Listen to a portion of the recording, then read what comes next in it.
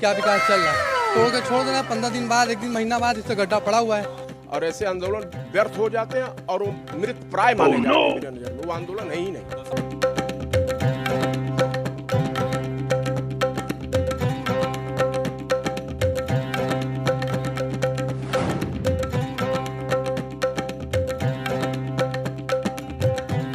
देखिए, ये काशी विश्वनाथ मंदिर का द्वार है। ये रास्ता भी आपको भगवान विश्वनाथ के दरबार में लेके जाता है। बहुत सख्त पहरा है, आप देख रहे होंगे। चारों तरफ आपको पुलिस दिखाई पड़ रही होगी। लेकिन इस रास्ते से गुजर के जो विश्वनाथ के दरबार में जाता है, समझ लीजिए कि उसकी सभी मनोकामनाएं पूर्ण हो जाती हैं। प्रधानमंत्री नरेंद्र मोदी के आने के बाद विश्वनाथ मंदिर कॉरिडोर बनाया जा रहा है, जो कि कहा जा रहा है कि बेहद शानदार है। पूरी दुनिया भर के लोग जो है अब यहाँ पर आएंगे, दर्शन करेंगे और भगवान का आशीर्वाद प्राप्त करेंगे। मैं समझता हूँ कि एक बहुत बड़ा परिवर्तन काशी में हो रहा है। आप देख रहे हैं आज थोड़ी भीड़ कम है, त्यौहार है, सब लोग अपने त्यौहार को मनाने में लगे हैं। लेकिन ये रास्ता आगे बढ़ता है। आप सामने यहाँ पे देखें, यहाँ खिचड़ी बाबा हैं। खिचड़ी बाबा के यहाँ जो है अन्न का दान किया जाता है, हम आपको दिखाते हैं। और कहते हैं कि अन्न दान से जो है बड़ा कोई पुण्य नहीं है। ये है, देखिए खिचड़ी बाबा, इनका कढ़ा रखा हुआ है और इतना खिचड़ी बनता है। अब तो थोड़ा मैकेनिकल हो गया है थोड़ा खिचड़ी बाबा का। ये देखिए, कमाल है। ये देखिए, ये है खिचड़ी बाबा। और यहाँ पे देखिए हजारों लोग खाना खाते हैं, है ना।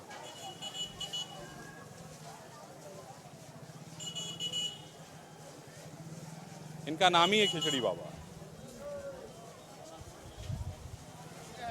आप ही देखते हैं, आइए आगे आइए। कि क्या मान्यता है बाबा की कि भाई खिचड़ी खिलाने से क्या होता है? ये शंकर स्वामी खिचड़ी बाबा का मंदिर है। उनके बगल में ये हरिहर बाबा है। ये आज 100 साल से 1937 से ये निःशुल्क सबको प्रसाद वितरण होता है और 365 दिन ये चलता है, सवेरे 7 बजे से लेकर 11 बजे तक। अच्छा, जैसे कोई दान देना चाहे तो कैसे दे? वो दान कोई चावल देता है, कोई दाल देता है, कोई सब्जी दे देता है, कुछ ये बाबा के यहाँ खिलाने के लिए दे के जाते हैं। जी, बहुत बढ़िया। तो देखिए, ये खिचड़ी बाबा हैं और यहाँ पे अन्न का दान किया जाता है। आपके मन में जो इच्छा होती है वो पूरी होती है, ऐसी मान्यता है।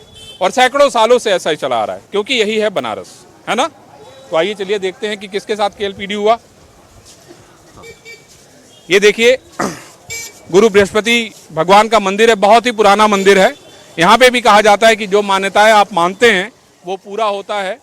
आप देखिए, ये इसमें जो नक्काशी की गई है कितना शानदार है, अद्भुत है। और मैं समझता हूँ कि यही बनारस है जहाँ पे आपको हर गली में, हर घर में मंदिर और घंटों की आवाज़ सुनाई पड़ेगी। थोड़ी दूर जाएंगे, आगे मदनपुरा है, वहाँ आपको अजान की आवाज़ सुनाई पड़ेगी।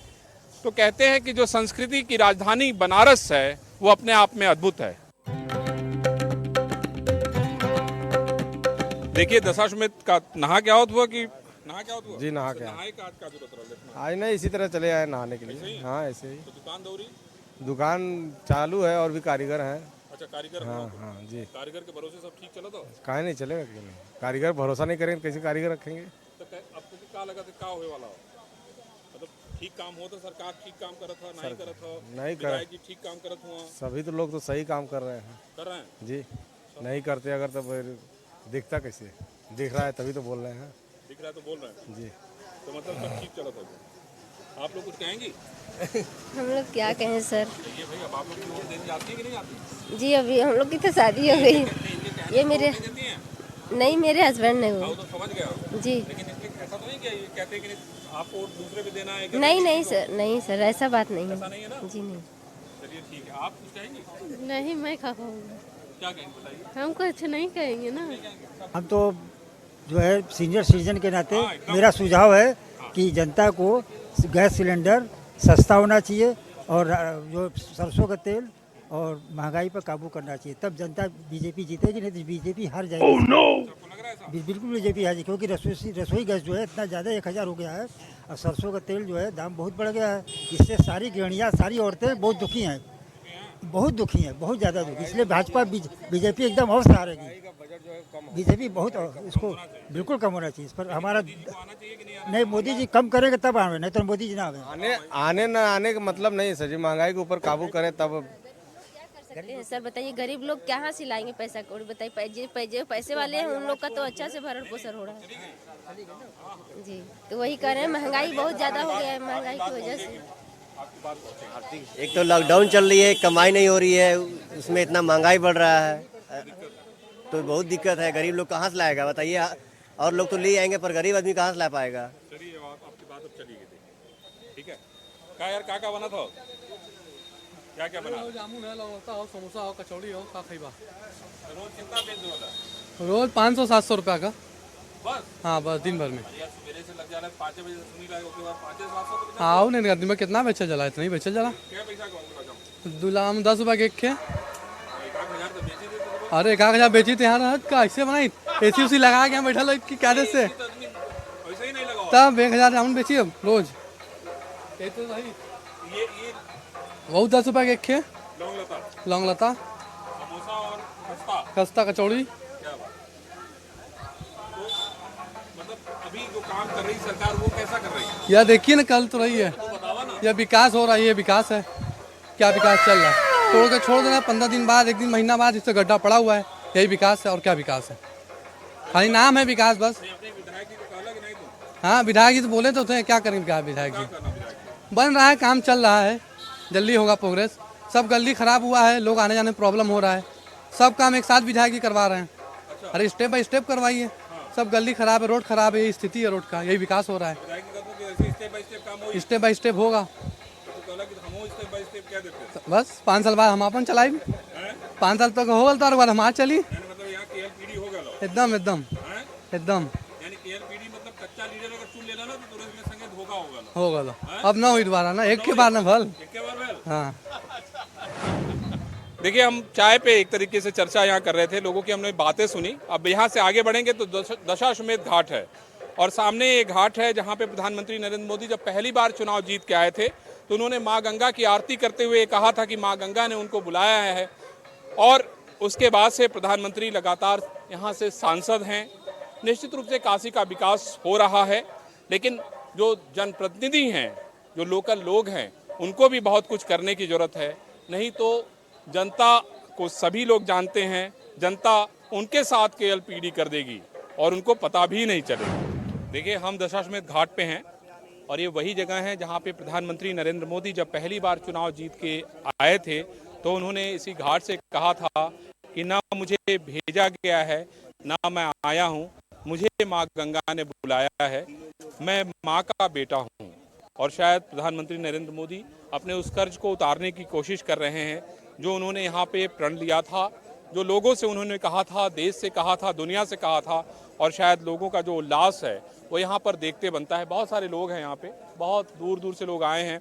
थोड़ी देर में गंगा आरती होने वाली होगी, और महत्वपूर्ण बात मैं आपको बता दूं कि ये आप देखिए गंगा का पानी बढ़ा हुआ है, लेकिन कहते हैं ना कि धर्म और आस्था, इन दोनों पे ना कोई सवाल खड़ा कर सकता है, ना कोई सवाल उठा सकता है। आप देखिए लोगों के मन में जो आस्था है, लोग यहाँ माँ गंगा की में डुबकी लगा रहे हैं और यहाँ से फिर बाबा विश्वनाथ का दर्शन करने के लिए चले जाएंगे। तो ये कमाल का जो संगम है, कमाल की जो संस्कृति है, वो आपको सिर्फ बनारस में ही देखने को मिलेगी।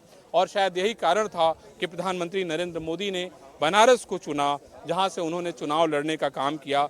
गुजरात में अपनी सीट से इस्तीफा दिया और उनका कहना था कि नहीं, बनारस महादेव की नगरी है, बाबा विश्वनाथ की नगरी है, और इसीलिए वो यहाँ की जनता की सेवा करेंगे। और मैं आपको बता दूं कि 2022 का विधानसभा चुनाव होने जा रहा है।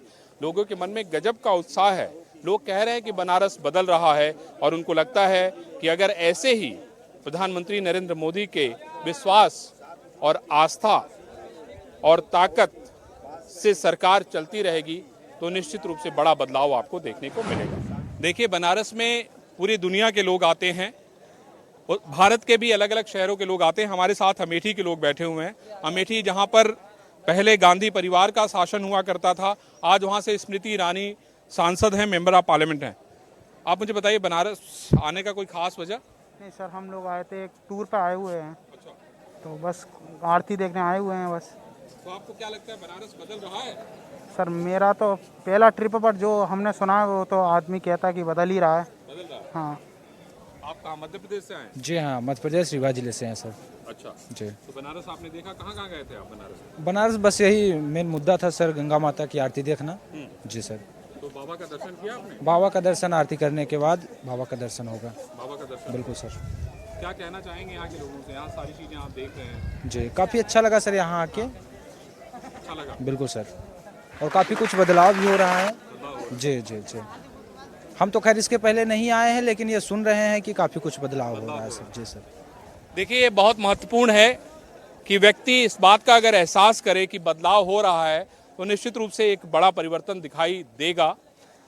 कहते हैं ना कि अगर आपने लक्ष्य तय कर लिया है और आप लक्ष्य की समीक्षा भी करते रहते हैं तो निश्चित रूप से सफलता एक न एक दिन आपको मिलेगी।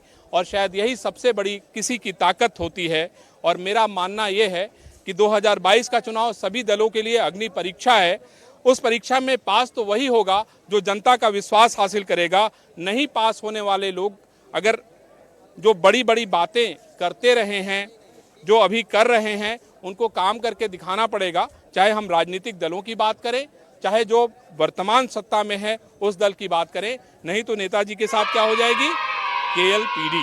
तो ये शो आप लोग देखना नहीं भूलिएगा कि भाई अगर जनता ने कच्चा लीडर चुन लिया तो उसको पक्का धोखा मिलेगा। यही है KLPD, इंडिया न्यूज़ का खास शो KLPD। इस समय हम दशाश्वमेध घाट पे हैं और ये एक बड़ी सिल्क साड़ी की फैक्ट्री है, बहुत पुरानी है। हमारे साथ दो लोग बैठे हैं, राम जी और श्याम जी। श्याम जी जो है बड़ा चिंतन करते हैं, विचार करते हैं, बाबा के भक्त हैं। लेकिन मैं ये देख रहा हूँ कि श्याम जी बैठे तो यहाँ हैं, लेकिन इनका दिमाग काम कर रहा है किसान आंदोलन में। हमने इनसे पूछा कि किसान आंदोलन का क्या हुई, तो इन्होंने भोजपुरी में जवाब दिया और वो आप सुनिए जरा। भाई श्याम जी, ये बताइए, किसान आंदोलन इतना दिन से चल रहा है, क्यों खत्म नहीं हो रहा है? देखिए, आंदोलन का जो एक स्तर होता है, एक अनशन, एक आमरण अनशन, एक प्रतीकात्मक अनशन, जब किसी भी आंदोलन का जो माने जीवंतता जो है, जो किसान इस देश की, हम लोग उनको अन्नदाता मानते हैं, उसमें तो कारपोरेट किसान देख रहे हैं, जो बहुत बड़े बड़े किसान हैं, जो बहुत पैसे वाले दिख रहे हैं। तो किसानों के प्रति तो हम लोगों का हृदय से माने कि एकदम में हम लोग जुड़े हुए हैं। अगर किसानों का मुद्दा रहता तो इस गवर्नमेंट को हम लोग उखाड़ फेंकते, पर इसमें तो दिख ही नहीं रहा कि कोई किसान है। किसान के प्रति जो हम लोग का ये एक विचार है कि किसान को हम लोगों ने ग्राम देवता की भी संज्ञा दी गई है और कितने इनके ऊपर कहानियां लिखी गई हैं। तो हमको नहीं लगता है कहीं से ये किसान आंदोलन जो है कि ये जो भी आदमी KLPD कर रहा है, ये किसान आंदोलन का तो कोई मतलब नहीं है। हम तो कुछ समझ नहीं आ रहा कि ये किस दिशा में जा रहा है। 10-10 एक वर्ष तक कोई आंदोलन नहीं चलता है। तो ये अनशन का मतलब आपको बताया, प्रतीकात्मक अनशन, आमरण अनशन। एक प्रतीकात्मक अनशन में भी खा रहे हैं, भी पी भी रहे हैं, मौज मस्ती भी कर रहे हैं और हर सारी सुविधाएं को आपको प्राप्त है। तो किसान आंदोलन तो वही हो गया, प्रतीकात्मक अनशन। खा भी रहे हैं, पी भी रहे हैं और आराम से एकदम। ये आंदोलन का कोई उद्देश्य नहीं रहता और ऐसे आंदोलन व्यर्थ हो जाते हैं और वो मृत प्राय माने जाते हैं। मेरे नजर में वो आंदोलन है ही नहीं। दशाश्वमेध घाट से तू काम ऐसे देवल चाहत हुआ राकेश टिकैत के? राकेश टिकैत जी से ये कहूंगा कि वो किसानों के यथार्थ जो है, यथार्थवादी नीति जो है, किसानों के प्रति जो किसानों की जो समस्या है उस पर अगर ये सही में अगर ये आंदोलन खड़ा करेंगे तो देश का हर व्यक्ति इनसे जुड़ जाएगा। और ये बड़े बड़े किसानों के प्रति जो बहुत पैसे वाले हैं उनके प्रति अच्छा नहीं लगा। ये आप ग्राम देवता का एक तरह से अपमान कर रहे हैं। किसानों का ये आंदोलन है ही नहीं, देखने से लग रहा है। हम लोगों को लगभग यहाँ पर 6-7 पीढ़ियाँ हो गई काशी में। प्रधानमंत्री महोदय जो कार्य यहाँ पर उन्होंने बेड़ा उठाया, बहुत अच्छा उठाया है। लेकिन विकास के साथ साथ उसकी निगाह जो कार्य हो रहा है, क्या उसमें क्वालिटी लग रही है और कितनी क्वांटिटी लग रही है, ये देखने वाला कोई नहीं है।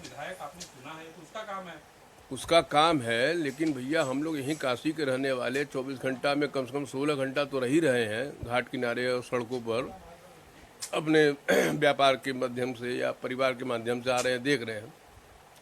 तो कहीं तो देखने को मिले कि वो निगरानी कर रहे हो। बहुत शोर शराबा होता है तो एक आध 2 दिन के लिए निकल आते, देख लेते हैं। लेकिन हकीकत ये है कि पैसा इतना लग रहा है। पैसा किस पे लग रहा है और कहाँ लग रहा है, किस चीज़ से लग रहा है, ये जानने की एक टीम बननी चाहिए। हर 15 दिन 20 दिन में इनके दिल्ली से या लखनऊ से एक ऐसे एक अधिकारी आवे जो राजनीतिक व्यक्ति न हो। अच्छा। विधायक और मंत्री का तो यहाँ मतलब ही नहीं है, अधिकारी आवे और वो देखिए कि क्या क्वालिटी लग रही है, कितनी क्वांटिटी लग रही है और कब तक लग के ये खत्म होगी। जो कार्य 15 दिन का है वो कार्य 3.5 4 महीने लग जा रहे हैं। आखिर क्यों? तो आपको लगता है कि क्या इस बार जो है जनता के साथ केएलपीडी यानी जनता ने कच्चा लीडर चुन लिया है क्या विधायक को? जनता ने तो मोदी को चुना ना, यहाँ के विधायक को नहीं चुना भैया। किसी मीडिया या किसी जनता से आप पूछिए, किसी विधायक किसी संसद के यहाँ चुनाव नहीं हुआ है भारत में। सिर्फ और सिर्फ माननीय प्रधानमंत्री महोदय मोदी जी को चुना गया है। किसी मंत्री को किसी जनता ने नहीं चुना, किसी राज्य में, किसी गांव में, किसी शहर में। ये आप मीडिया के लोग भी जानते हैं, आम जनता भी जानती है। आदरणीय मोदी जी और मोदी जी ही जीते हैं और कोई नहीं जीता है। आगे कौन जीत रहा है? आगे बाबा विश्वास जिसको चाहे, क्योंकि इसमें स्थिति तो महंगाई की बहुत प्रबल हो गई है, बहुत ही प्रबल। और एक तरफ धर्म है, भावना है, एक तरफ महंगाई है और तीसरी तरफ आ गई राजनीति के चुनाव। अब जनता सर्वोपरि मालिक है, क्या निर्णय करती है। प्रभु का नाम मुंह से तभी निकलेगा जब पेटवा में रोटी रहेगा, और रोटी नहीं रहेगा तो कैसे बाबा का नाम लेंगे, कैसे रघुनाथ जी का नाम लेंगे। ये भी जरूरी है। ये असमंजस की चुनाव है, ये वन साइडेड चुनाव नहीं है। जहाँ तक हमारी सोच है, हम लोगों की अपनी सोच है, कुछ लोगों की, आगे तो भाई ईश्वर जाने, और जनता ही सर्वोपरि मालिक है। दिक्कतें हैं, दिक्कतें बहुत ज़्यादा हैं। पर्यटन का दिक्कत तो भाई ये तो ऐसा बीमारी चला, उसमें किसी नेता या प्रेता का तो कोई दिक्कत मतलब ही नहीं है, दूर दूर किसी का हाथ नहीं है। लेकिन फिर भी इस समय बिजली का बिल का बढ़ जाना, इस समय प्राइवेट स्कूलों का फीस बढ़ जाना, ये सब क्या है? इस पर तो कंट्रोल होने, ये तो कंट्रोल, ये इस पर तो कंट्रोल होना चाहिए। आप क्या कहेंगे सामने? जो विकास, स्वच्छता, स्वच्छ भारत अभियान, पवित्रता, स्वच्छता, विनाश, विकास, विनाश पूरे शहर को ही खन डाले। किसी एक वार्ड का कोई उद्देश्य रहता कि एक वार्ड आप बनाते, दूसरे वार्ड को खन लेते, पूरे शहर गलियों को खन डाला। बनारस जो गलियों का शहर था, वो गलियों का शहर रहेगा कि नहीं रहेगा? अगर हम बोले तो पता चला कि मैं मोदी विरोधी हूँ।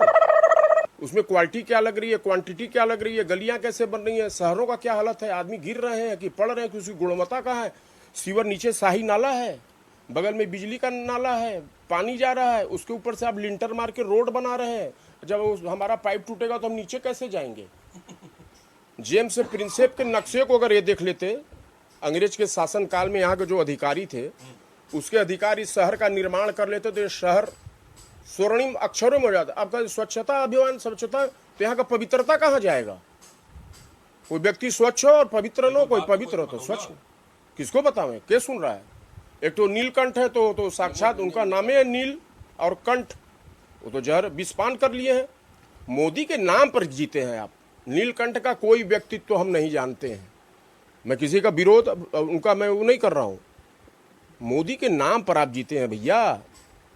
माने आपके किए गए सारे कार्य मोदी के खाते में जाते हैं, माननीय प्रधानमंत्री के खाते में जाते हैं। नरेंद्र मोदी, इनको कौन जानता है? ये कब राजनीति में थे? इन्होंने राजनीति में कौन सा योगदान दिया, कौन सा बलिदान किया, कौन सा तपस्या किया है? बता दे नीलकंठ माननीय मंत्री महोदय। देखिए, ये जनता है, जनता ही कहते हैं ना कि जनता सर्वोपरि होती है जब चुनाव होता है। और जनता काशी से बोल रही है, दशाश्वमेध घाट से बोल रही है। ये आवाज़ बहुत दूर तक जाएगी। और ये याद रखिए कि अगर आपने कच्चा लीडर चुन लिया, धोखा तो पक्का वाला होगा। इसीलिए ये सोच लीजिए कि भाई केएलपीडी किसके साथ होगी। इस समय हम दशाश्वमेध घाट पे हैं और उसी घाट के पास में जो जगह आप देख रहे हैं, ये बैजू बावरा की समाधि स्थल है। बहुत कम लोग इस बात को जानते होंगे और मैं समझता हूं कि इंडिया न्यूज़ पे खबर चलने के बाद पूरी दुनिया देखेगी कि नहीं, बैजू बावरा की समाधि कहाँ है। बैजू बावरा को लोग संत के तौर पे जानते हैं, एक बहुत बड़े विख्यात संगीतकार के तौर पे जानते हैं। और इस समय फिलहाल जो इसकी देखरेख करने वाले हैं श्याम जी से हम लोग ये समझने की कोशिश करेंगे कि आखिर ऐसे कौन कौन से तथ्य हैं जो ये प्रमाणित करते हैं कि ये बैजू बावरा की समाधि है। संदीप से मैं कहूँगा, संदीप, श्याम जी आप यहाँ आएंगे। हाँ श्याम जी, मुझे ये बताइए कि ये हम लोग जो एक लिंग के रूप में ये जो आकार देख रहे हैं, ये क्या है और यहाँ पे सामने लिखा हुआ है कि संत बैजू बावरा। मेरा बनारस काशी नगरी में ये मेरा चौथा जनरेशन यहाँ पीढ़ी चल रहा है। मेरे पिता बलदेव महाराज, उसके बाद हमारे रघुल महाराज जी। काशी के इतिहास में इनका स्वर्णिम योगदान रहा है गंगा आरती और संगीत समारोह में। तो मैं 35 साल से यहाँ पर देखभाल कर रहा हूँ इस जगह का। तो उस्ताद अलाउद्दीन खां साहब यहाँ 1966 में आए। भारत रत्न पंडित भीमसेन जोशी 25 वर्षों तक इस संगीत समारोह को तबला सम्राट पद्म विभूषण पंडित किशन महाराज जी इसको संचालित करते रहे। तबला के जादूगर आशुतोष भट्टाचार्य जी 35 साल करते रहे।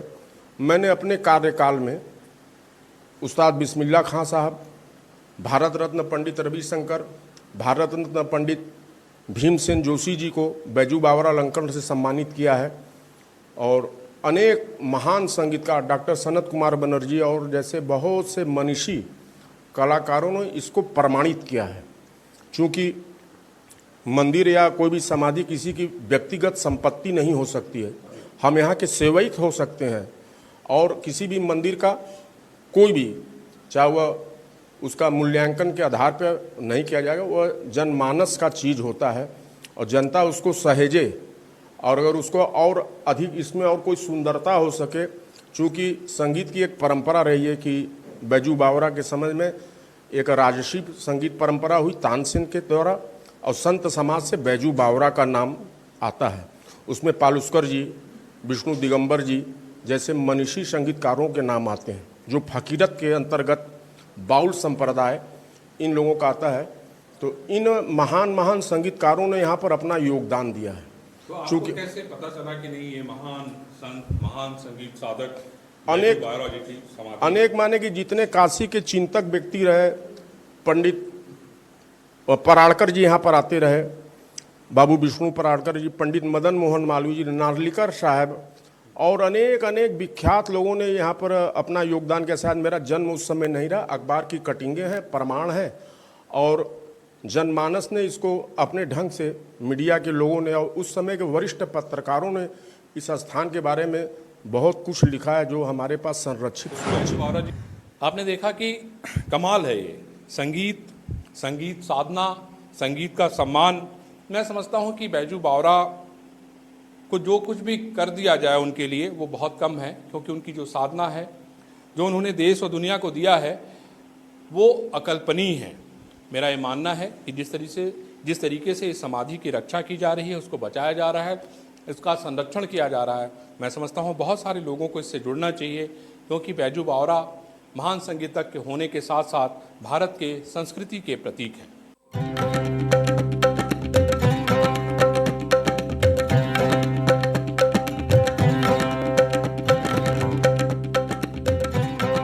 क्या विकास चल रहा है, तोड़ के छोड़ देना, 15 दिन बाद, एक दिन, महीना बाद इससे गड्ढा पड़ा हुआ है। और ऐसे आंदोलन व्यर्थ हो जाते हैं और वो मृत प्राय माने जाते हैं। वो आंदोलन है ही नहीं।